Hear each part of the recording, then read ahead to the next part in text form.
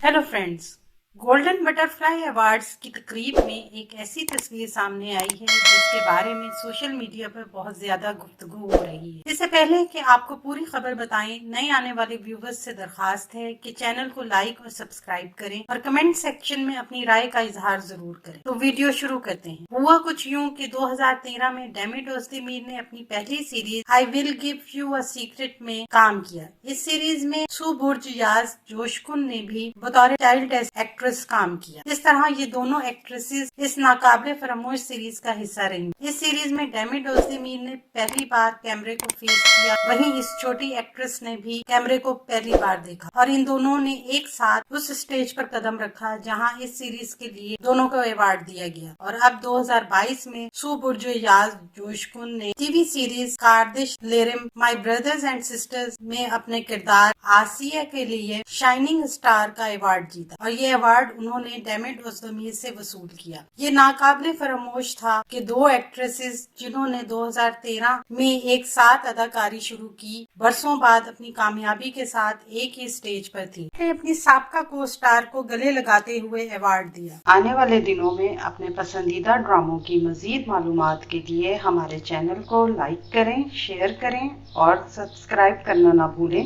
शुक्रिया।